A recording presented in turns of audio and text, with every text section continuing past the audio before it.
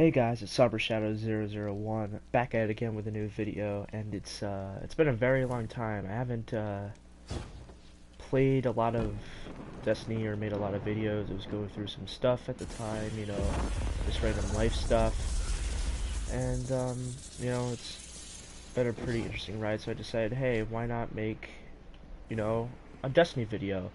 And since WARMIND is now out,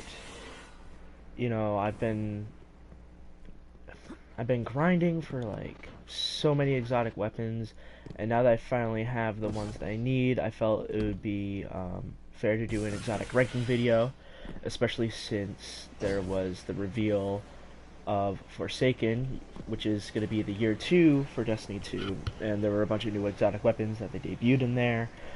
I figured it was very fitting to do a video that had to do with this topic. So just before we start, I just want to say that this ranking is totally my opinion. If you disagree, then you disagree. It's, you're a person, you choose what it is. Also, exotic catalysts are not taken into account. It would just take way too long to also mention exotic catalysts for each of the weapons. Also, not every exotic weapon has an exotic catalyst, so it is very subjective and very odd to put those into account. And I'm also not putting in Black Spindle, since one, it is a rumored weapon, it has been found in the database, so we know that it's a thing. We don't know if it's going to be in Warmind or Forsaken currently, and no one's gotten it, so we don't know if it's going to be released or if it's been hidden in this game the whole time, kind of like how Black Spindle was in D1. I guess we'll see there, but anyway, let's just start off the list. So coming in at number 29, we have the Jade Rabbit. So the exotic perk on the Jade Rabbit is Fate of All Fools, which is chaining body shots. Gives you bonus damage on the next precision hit that you get. So in my opinion, it is just not a good weapon at all. I just do not like it. The time to kill is too slow, especially in the Crucible. It gets outclassed by so many legendary scout rifles. Also, I don't really see the need for the weapon. It just seems like a waste of an exotic slot, especially because you have to hit body shots in order to do more damage on a headshot. It just doesn't seem practical, especially with a scout rifle. The scout rifles, you're aiming for the head all the time, constantly. The firing is too slow. It's just in need of an insane buff. So at number 28, we have Prometheus Lens. So the exotic perk for Prometheus Lens is Prismatic Inferno, which makes it fire a solar trace beam and which generates a damaging heat field the longer it's fired, which grows the longer it's fired. When this weapon came out, it was broken, and that was due to a glitch with the damage conversions and such like that. So their math was way off when programming the weapon, and it just killed everything within like 0.1 of a second. Like, it was so fast. Now that's been fixed, it's just kind of useless. It just feels like a worse version of Cold Heart, and Cold Heart's very, very good. It just really just lacks in the damage department. No one uses it. The ammo is a little bit of a problem. Sure, it's fun to use, but other than that, there's nothing really going for it. So at number 27, we have the Prospector, which is the exotic grenade launcher, with the perk Excavation, which makes this grenade launcher full auto. So grenade is full auto, and it has delayed grenade, so you hold down the trigger to fire. As soon as you let go of the trigger, the grenades explode. They also have the added bonus of sticking to surfaces and causing like little burn damage, like tick damage. To be honest, this weapon was pretty shit when it came out, and honestly, it still kind of is. It's just not a practical weapon to use at all, especially for a grenade launcher. A full auto grenade launcher is just not. It sounds great in theory. It has to be put into practice. Well, it needs an insane buff. Although the added bonus of it sticking to walls and the burning damage is nice, but it's just wildly inconsistent. Like, sometimes it's a one-shot kill, sometimes it's not. But I will say is leaps and bounds ahead of what it used to be. It is way better than it once was, which is, you know, a good thing, but it's still honestly not worth the exotic slot, in my opinion. If I can get over this wall, that would be nice. There we go. So, coming in at number 26, we have the Skyburner's Oath with the exotic perk Slug Rifle, which causes the weapon to lob more or less large explosive slug rounds that track. They actually seek the opponent. And also when aiming down sights, it shoots straight. It does more damage, but at the cost of a lower fire rate. It also does extra damage to Cabal.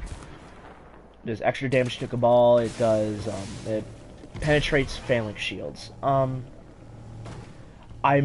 People love this weapon currently, but I am just honestly not a huge fan. It's not that it's bad. It's just very impractical. It has the same problem that Jade Rabbit has, where it's way too slow firing. It just doesn't have a great time to kill compared to most scout rifles. It also barely does any damage until you go into the ADS, and even then it still fires incredibly slow. It doesn't fire that much faster. I mean, since it's buff, it's gotten just very good. It's, well, not very good, but it's gotten way better than it should have. Than it, you know, it definitely was. And that, I feel like, is a very big, you know, very big step on Bungie's part for, you know, listening to the people and buffing the exotics that need to be buffed. But still, it doesn't really do much to help this weapon out. You also have, you know, you also have the fact that the tracking bullets, when they're hip fired, they go to center mass, which means they don't do as much damage as they absolutely should. So they don't go for the head. They go for the body, which really severely impairs the DPS potential. So that's it for that weapon. At number 25 is another controversial one. I have Telesto. So the exotic perk is Unplanned Reprieve. The fusion projectiles attach and detonate with a delayed void blast. To be honest, this weapon isn't bad. It's just not really that practical. You know, having a fusion rifle that shoots a delayed blast just does not sell it to me. It doesn't scream, oh, this is exotic. I mean, the ammo, the added ammo for energy weapons is good, but again, it's not really the monster that once was in D1, especially when it could give you like orbs and, you know, fill up your super bar so quickly. I've never been a real fan of like a delayed gratification type weapon, and it's I honestly think there are better fusion rifles out there that you could choose. So coming in at number 24, this one is also very, very, very controversial. I put Sweet Business. So Sweet Business, I won't lie, is good.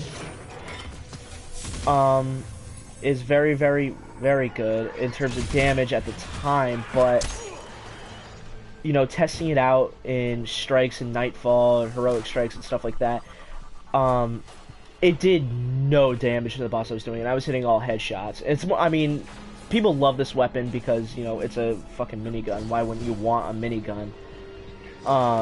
But it doesn't feel like one. It just, it feels like a pea shooter. It feels like you don't do anything at all. Like, you don't do any damage. You know, the perk, Payday, is okay.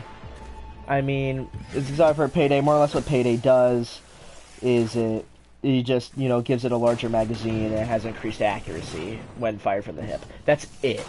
So it doesn't really do much. You also have the perk Business Time, which is like the longer it fires, the faster the fire rate, and the more range it has. It really doesn't make that big of a difference. Especially, you run out of ammo so quick. Even with the amount of ammo you do have. And you used to have like a crazy amount. So to me, it's just not as good as it once was, and there are just plenty of other auto rifles that can fill that spot so much better. Um, to be honest, it's just not a good weapon in my opinion. So we're gonna go on to the next one. So we are at number 23, which is the Fighting Lion. So I know a lot of people are gonna be like, why did I choose the Fighting Lion over Sweet Business? Well, with the exotic perk of delayed gratification, grenade projectiles bounce off of surfaces. It's good. It's reliable. It's more reliable than the Prospector was, and I do have something that does say that it kind of suffers from the Prospector-itis and the fact that grenades, like bouncing off grenades, it's very weird and odd, and the delayed gratification is just not really my thing. The reason it edges out Sweet Business though is it just does more damage. It also drops special ammo on kills all the time, which is an added bonus. So I love that for grenade launcher. Also, especially in Crucible, if you're doing team shot, if you miss your grenade, then it's like a whole 3 seconds of team shot potential that you're missing because you have to reload, because it's one shot reload, which is also another drawback from the weapon. So now we are at number 22, and we have the Wardcliffe Coil with the perk Mad Scientist. So this weapon fires a volley of rockets. Now, I'm not saying this weapon is terrible. The problem lies with its reliability. A lot of times, you'll destroy enemies with the thing, just waves of enemies just gone, boss is gone. And then other times, it barely tickles them. I feel like it would benefit better if the rockets had a little bit of tracking to them, kind of like the Gallahorn did. I feel like it would be a lot better, a lot more reliable, a lot more DPS potential. But it would definitely be higher on the list. But for right now, it just kind of stays at 22.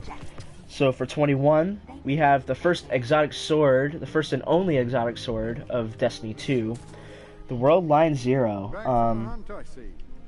So it has the perk Tesseract, which is, press the heavy attack button after sprinting for a short period to perform a Tesseract. It's more or less a teleporter short distance combined with the Dark Drinker, like, Vortex move. So compared to D1, with all of the exotic swords that they had, the 3 exotic swords, Raised Lighter, Dark Drinker, and Boltcaster, it just does not come up to snuff. Especially with Dark Drinker and Raised Lighter. No one really used Boltcaster that much for its special ability.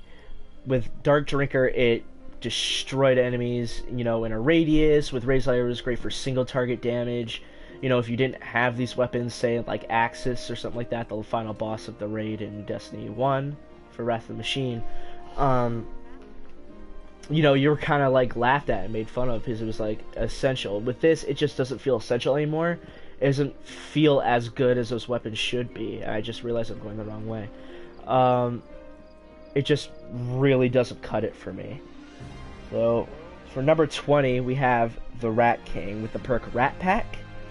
So now this fully automatic sidearm becomes stronger when nearby allies have it equipped, and it stacks up to 6 times.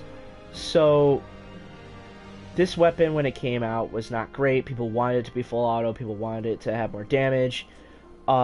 It's cool. It's a cool idea where you need people with the other weapon to have it equipped in order to use it to its fullest potential.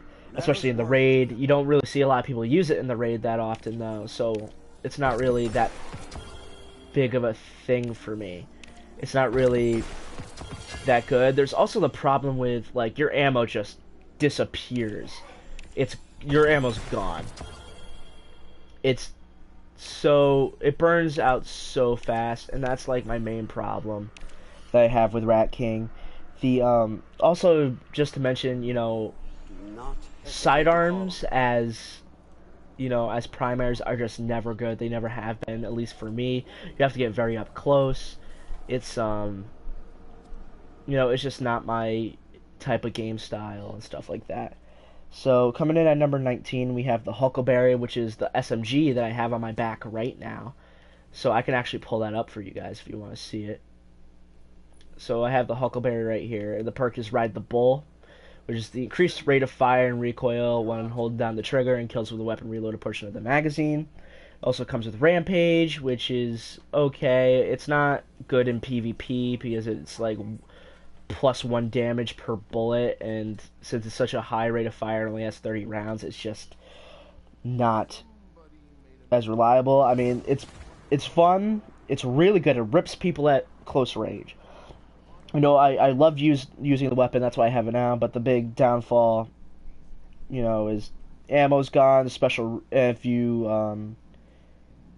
don't get the special, like, reload, you know, from getting enemy kills, it does the normal reload. Normal reload is so unbelievably slow.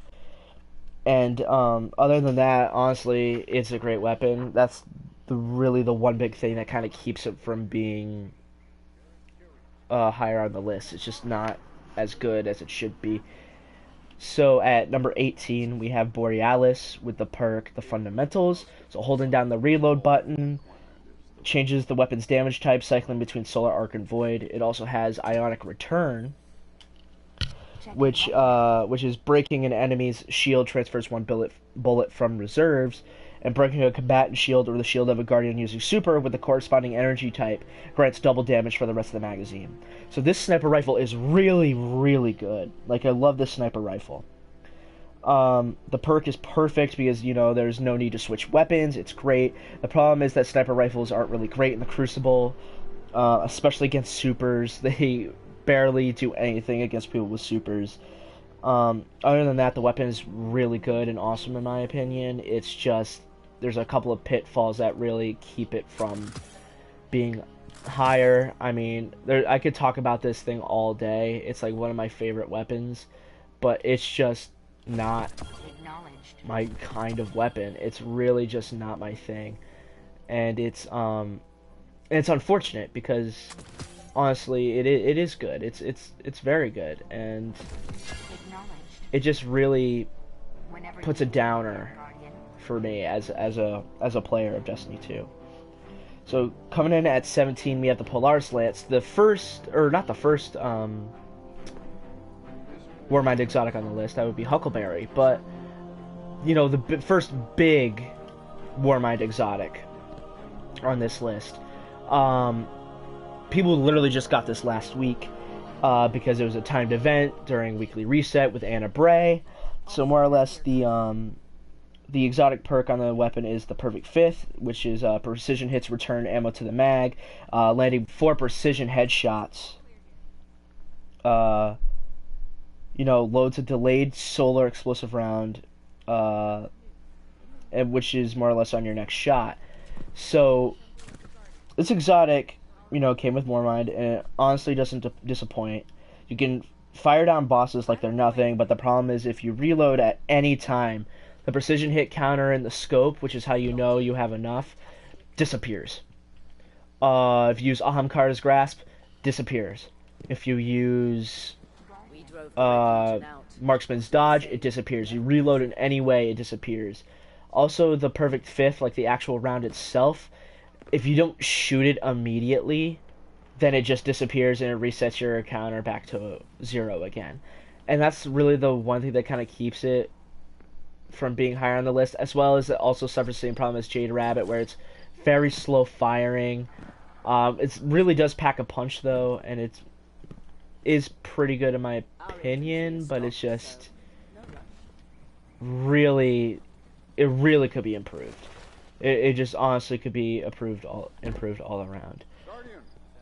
So next at number 16, we have Sturm and its counterpart, the Drang, the legendary sidearm. And more or less the exotic perk for Sturm is Accomplice, which is kills with this weapon, fill the magazine of the equipped energy weapon from reserves. It also has the perk Storm and Stress, which kills with the Drang, reloads Sturm, and overflow 1 bonus damage round into the mag. Now this weapon is crazy, especially when you get that bonus damage mag. It just destroys anyone. You could 2-shot someone with it. The problem is that you have to have Drang in order to use Sturm to its fullest potential, and that's what really keeps it from being any higher. Honestly, it is a very good weapon. It is very serviceable. It's like a workhorse weapon. You know, it does its job. It just kills, and that's what it's supposed to do. So at number 15, we have the Risk Runner with the perk Arc Conductor. When taking arc damage, this weapon becomes more powerful and resists incoming arc damage. Shots fire chain lightning and return ammo as well. Now this weapon feels like a mini Zalo Supercell. For those who don't know, Zalo Supercell was this auto rifle in D1 that was electric. It was the only exotic elemental primary, and it absolutely flagged down anyone you came into contact with. And I mean anyone. It chained lightning to people. It made your super more powerful. It created orbs on kills. It's just so good. But with the perk Arc Conductor, it kind of becomes an absolute beast of a weapon. But the main problem is ammo, because when it returns ammo to the magazine, it pulls it from your reserves, which means once your reserves are gone, you're screwed, and it's over. So that's what kind of keeps it from being any higher. I know I'm saying that a lot. So coming in at number 14 is Hard Light with the exotic perk Volatile Light. So rounds fired from the weapon have no damage fall off, over penetrates targets, and ricochet off hard surfaces. Projectile damage increases after the ricochet, I believe by double. So this weapon, I feel, has gone through the most change. In D1, this weapon was complete garbage. In D2, however, this weapon is so much better, especially now that you can change elements like Borealis just on the fly. The main problem with the weapon is that the screen shake is just insanely distracting. The recoil is so hard, especially on console. When it comes to PC, it's a lot easier because you have the mouse. But other than that, it's a really good weapon. So next at 13, we have the Suros Regime. So the exotic perk is Suros Legacy. The bottom half of each magazine deals bonus damage and has a chance to return health on kill. So this weapon is an absolute monster. It was great in D1 and it's still great here. Love it. I absolutely love the gun. For me, this weapon, does really good damage. It absolutely destroys everyone in the crucible, melts anything it comes into contact with. All in all, it's a great weapon. I just kind of wish that, the health was guaranteed. Health on kill was guaranteed. It would just really shoot it up, and probably if it was, it would shoot it up into top 10 range easily. Especially with the amount of damage that it does put out. It's still, not as good as its D1 counterpart, but, that's saying a lot still, because it was just an absolute monster. So at number 12, we have Merciless, the exotic fusion rifle, and this has the exotic perk Conserve Momentum. So non-lethal hits with projectiles make this weapon charge faster until its wielder gets a kill. So this weapon has one of the best DPS potentials I have ever seen. The fact that, non-lethal hits cause the fusion rifle to go faster is one of the craziest things I've seen. And it's also, it's just so reliable in terms of damage, in terms of single boss damage. People use this in the raid all the time. People used it everywhere. It's one of the best weapons, which is why it's number 12. But honestly, now there's a lot of fusion rifles that kind of push over that, which kind of puts it at a little bit lower on this list. So coming in at number 11, we have Cold Heart. So its perks Cold Fusion. More or less makes the weapon shoot a steady cold fusion powered laser, and Longest Winter, which is Cold Heart's laser does exponentially more damage the longer it remains on a target. I tell you what, it is so good. It just destroys bosses, especially if you aim for the crit spot. It fires so long. This is what Prometheus Lens tried to be, and which utterly failed. But this weapon is just so good, and the crucible not so much because enemies are moving constantly. You're going against other players, so it's not really that good anymore. Other than that, though, people used it in the raid constantly. It just, it still holds up in WARMIND as a DPS machine. So we're going to start getting into the top 10 territory, so you're going to expect some pretty good exotics here, stuff that's probably pretty obvious. So that's, the kind of the big thing. So at number 10, we have Sunshot with its perk Sunburn. So this weapon fires explosive rounds and highlights targets that take damage. Targets killed explode So targets killed completely explode into solar energy. So this weapon, in my opinion, is like the second best hand cannon in the entire game. Destroys everything I've come across. Headshot, boom, it's gone. Body shot, boom, it's gone. Especially if there's a large crowd of enemies, its AoE damage is just unparalleled. Except for maybe one weapon, which we'll mention a lot later. But, you know, you shoot one guy in the head, he explodes, it goes through everyone, it causes burning damage, so it's damage over time. It's just great. So for number 9, we have the Colony, the exotic, which is an exotic grenade launcher. And its perk is Insectoid Robot Grenades. Just listen to that. Insectoid Robot Grenades. So this weapon's grenades are insectoid robots that chase targets and explode close to them. So these things track. They track like crazy. Remember me as you use this, if you would. Honestly, it's so unparalleled. So the problem that faces it is like jumping in the air. Boom. It's useless. It's completely useless if you're in the air. Nothing at all can get to you, and that's kind of unfortunate, especially with such a good exotic grenade launcher. And you know, exotic grenade launchers had a bad rap in D2 as a new weapon type, you know, something that we've never really seen before in Destiny, and it just kind of wasn't good. So this was a nice breath of fresh air. It's just so unbelievably good. So at number 8, we have the tractor cannon with the exotic perk Repulsor Force. So the weapon emits a powerful impulse that pushes enemies away, suppresses their abilities, and makes them more vulnerable to void damage. So this weapon is so much fun to use. I tell you what, I've never had so much fun in the game. It is just so good. I love it so much, especially now, because it used to be totally terrible. It used to be really bad. Like, insanely bad. And you know, it was kind of a gag weapon. People used it because it was bad. It was fun. You pushed people off the edge. You just booped them, kind of like Lucio from Overwatch. And it just gave, you know, people a blast. But now, since it suppresses enemies, meaning they can't use any of their abilities, they're just kind of just done. Nothing. It's like that. It's, for me, it's also, you know, the extra void damage is really good because you take 50% less void damage. So you kind of need like a void lock to completely do it, and it's really, really, really, really good. I love it so much.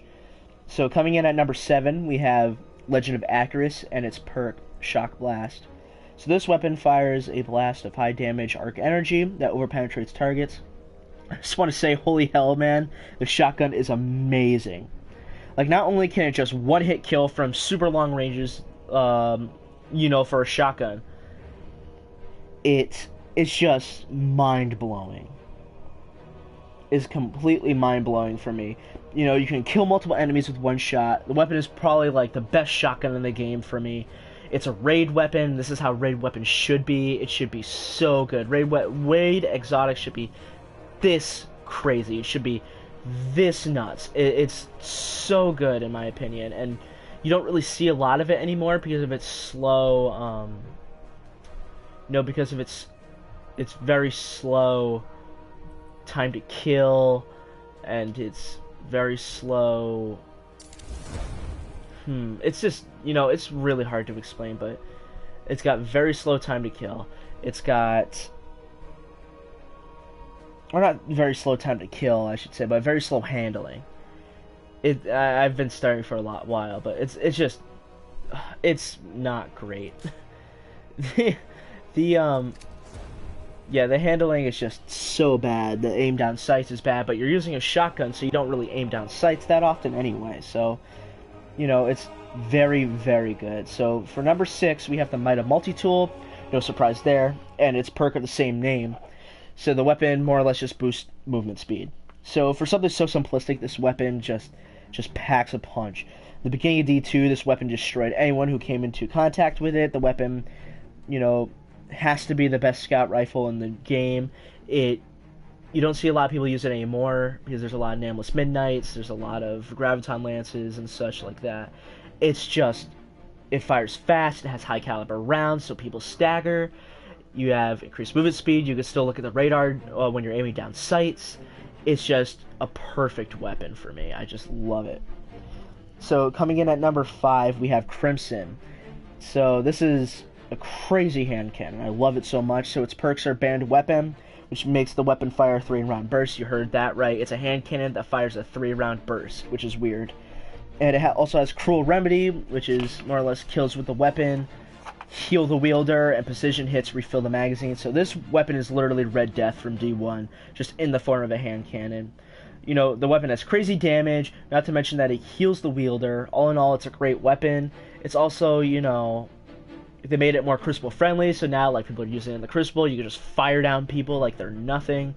You know, I'm not putting Catalyst into the list, but I do have the Catalyst for it. And it is good with the Catalyst. Honestly, I'm rating on a basic exotic because that'd be kind of unfair.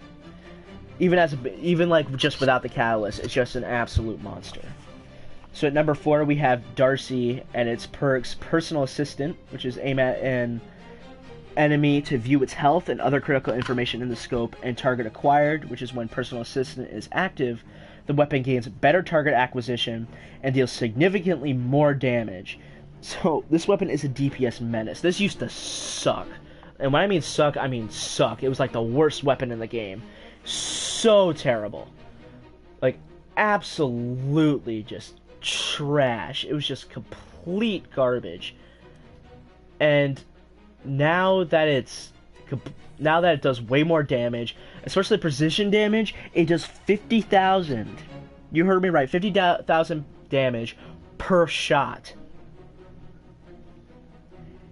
So people use it for the raid. You will kill a boss in no time at all. The only problem is the recoil is insane for the sniper rifle. It's incredibly insane. You know, because this weapon just has come an incredible, you know, long way from just being useless to an absolutely, like, essential weapon to have. So now we're going to get into top 3 territory. So we have this one more, the last Warmind exotic. This is number 3. So number 3 is Sleeper Simulant, and its perk Dornröschen, which I believe is how you pronounce that. And if you don't know what that is German Sleeping Beauty, which I thought was awesome. I thought that was a cool idea, finding that out, because it really just adds more to the lore of the weapon, and it just adds, you know, it's kind of like a fun little hidden Easter egg within the game. So more or less, the perk is, you know, the weapon fires a laser that overpenetrates enemies and refracts off hard surfaces. So this is easily the best DPS weapon on the list. Sleeper Simulant just destroys anything in its path. It was, you know, great in D1, and it's even better here. You know, and it's just such a good weapon in general. You know, you fire down anything, especially if it's on solar burn, it just destroys. Like, just everything in its path is gone, disintegrates into ash. It's like one of the most powerful weapons I love using. It's so much fun. I love it. And it's, you know, it just will always be a fan favorite weapon. So these last 2 were very debatable. It was such a tough choice for me. It was a very, very, very, very tough choice. In the fact that, you know, it's, aim true, Guardian. You know, they could honestly be interchangeable in this list. They're very, very good. They're both very good, but at number 2 I put in Vigilance Wing with its perk Harsh Truths, which is more or less makes it a scout, or not scout rifle, I'm sorry, a pulse rifle with a 5-round burst, and any allies who are killed nearby cause health regen for you and increased movement speed. And just, dear God, does it does it just absolutely destroy since pulse rifles were buffed, and since since the major patch that did this, the Warmind patch, it just flags down. It just absolutely flags down anyone that I've like ever gone up against. The 5-round burst, is very forgiving. If you miss 2 bursts, then last 2 bursts, then you still have a 3 burst, and pretty much just 2 to 3 shots, people depending on which range you're at. Very good range, very good perks. It also has Last Stand, which increases the weapon's performance. So it increases the weapon's performance, if you're the last member of your fire team, like alive. And I just think honestly, it's such a good weapon. It's easily top tier at any point, and I just kind of, I'm kind of sad that I made it. A number 2, especially with number 1 being put in. But number 1 is pretty obvious. It's Graviton Lance with its perk Black Hole, which is more or less, it's just the second shot from the burst just rips a hole through space-time. Yeah, you heard me right, space-time. And does high damage and recoil with no fall-off. And also has the perk Cosmology, which is more or less the kills with the weapon, cause enemy targets to detonate and spawn void projectiles that track targets. So if you've seen, like, the testing footage for that weapon, it is insanity. So this used to be such a bad weapon.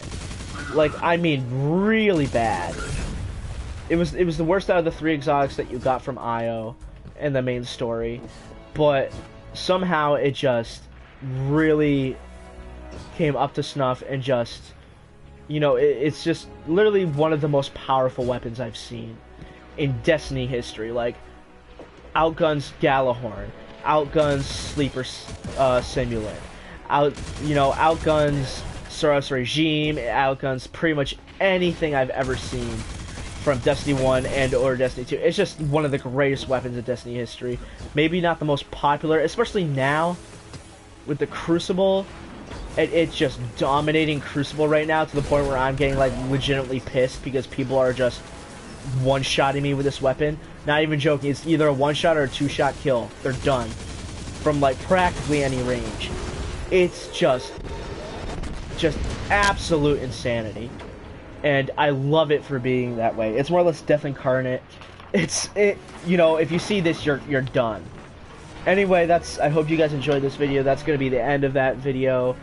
Of course I'll update this eventually when there are more exotics added to the game, especially with Forsaken, because we got like Twin Rabbit and a new exotic sword. We're going to have the Twin Rabbit, which is going to be a rocket launcher. We're going to have Ace of Spades. We're going to have a new exotic sword, which we don't know the name of. It's going to be, a very good year for Destiny 2, I believe. I think we're really going to be turning around.